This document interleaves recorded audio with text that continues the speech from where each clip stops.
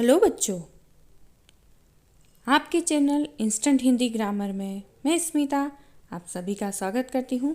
आज हम जानेंगे यमक और पुनरुक्ति प्रकाश अलंकार के बारे में। हमने पहले हमारी वीडियो में देखा था अलंकार का अर्थ, भेद और अनुप्रास अलंकार के विषय में। मैं पिछली वीडियो में बता चुकी हूँ, फिर भी एक नज़र हम इन्हें देख लेते हैं, उससे यह आपको अच्छे से याद आ जाएगा। अलंकार का अर्थ क्या होता है? गहना, सजाना, किसी भी चीज़ को डेकोरेट करना, उसी को अलंकार कहते हैं। काव्य के विविध वर्णों, शब्दों तथा अर्थ योजनाओं से सजाने वाले तत्व को अलंकार कहते हैं। अलंकार के 3 भेद होते हैं: शब्दालंकार, अर्थालंकार और उभयालंकार। शब्दालंकार के भेदों को हम देख रहे थे। सर्वप्रथम हमने देखा था अनुप्रास अलंकार को। आज हम जानेंगे यमक और पुनरुक्ति प्रकाश अलंकार को। यमक अलंकार को हम सर्वप्रथम देखते हैं। इससे हम जानेंगे यमक अलंकार का अर्थ, परिभाषा एवं उदाहरण। यमक अलंकार का अर्थ होता है 2, यानी कि 2 बार। अर्थात जब काव्य सौंदर्य की वृद्धि के लिए एक ही शब्द की आवृत्ति 2 बार हो किंतु अर्थ अलग अलग हो, उसे यमक अलंकार कहते हैं। समझे आप, ध्यान से सुनिएगा। जब काव्य सौंदर्य की वृद्धि के लिए एक ही शब्द की आवृत्ति 2 बार होती है किंतु अर्थ अलग होते हैं, तब यमक अलंकार होता है। इसे आप उदाहरण से बहुत अच्छे से समझ सकते हैं। पहला उदाहरण, कनक कनकते सो गुनी मादकता अधिकाय। यहाँ पर देखिए, एक ही शब्द 2 बार आया है, कनक और कनक। यहाँ शब्द की 2 बार आवृत्ति हुई है किंतु दोनों ही बार अर्थ अलग है। आप सोचेंगे कैसे? देखिए, एक बार कनक का अर्थ है सोना और एक बार कनक का अर्थ है धतुरा। कनक कनकते सो गुनी मादकता अधिकाय।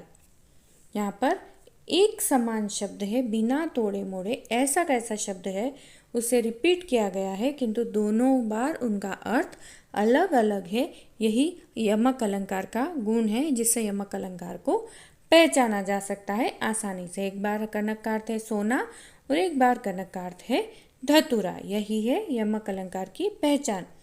यमक अलंकार को संस्कृत में इस तरह भी कहते हैं, वह शब्द पुनि पुनि परे अर्थ भिन्न ही भिन्न।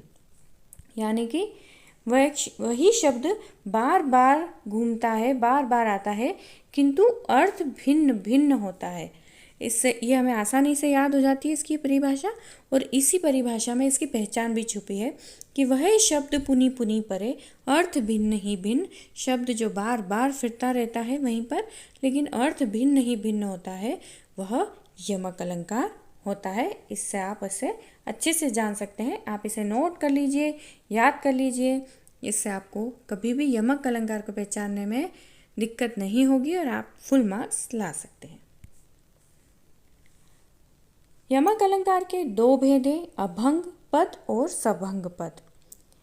जब शब्दों को बिना तोड़े एक ही रूप में अनेक बार प्रयोग किया जाए किंतु अर्थ अलग अलग हो, तब अभंग पद होता है। यानी कि जब शब्द को तोड़ा ना गया हो, उसे जैसा का वैसा एज इट इज वहीं वैसा का वैसा लिख दिया गया हो, अनेक बार प्रयोग किया गया हो लेकिन उसमें बिल्कुल भी बदलाव ना किया जाए, तो उसे अभंग पद कहा जाता है किंतु अर्थ अलग होता है।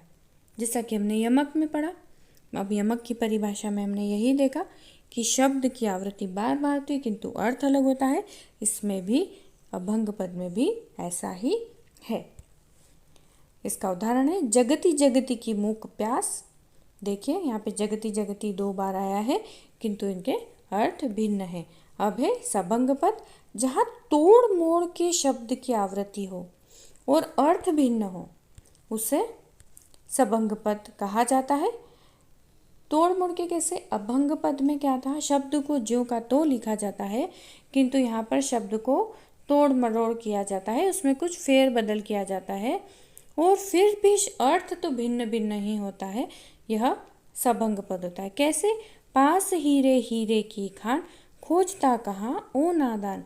यहाँ पर हीरे 2 बार आया है, किंतु दोनों बार अलग तरीके से लिखा गया है। यहाँ पर है पास हीरे, यानी पास में ही है हीरे की खदान।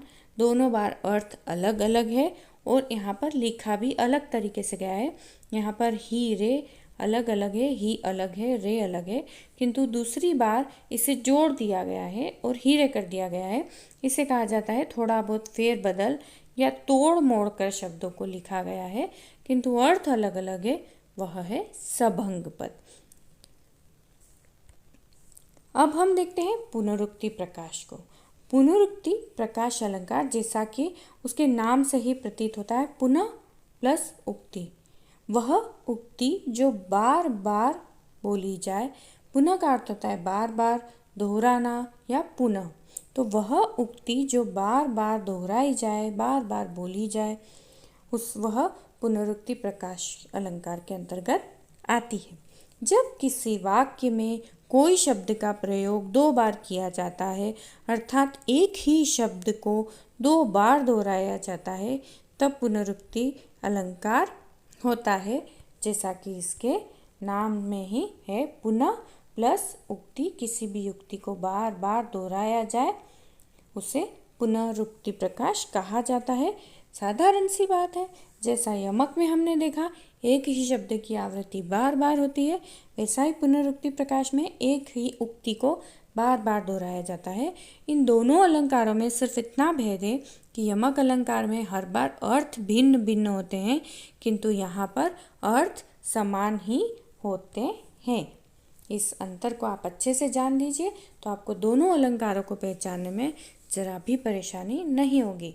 इसका उदाहरण है आदरु दे दे बोलियत बयासु बलि के बेर। देखिए यहाँ पर दे 2 बार लिखा है और दोनों बार अर्थ समान है, यानी कि आदर दे के बोलिए, एक ही अर्थ है, दोनों का अर्थ अलग नहीं है।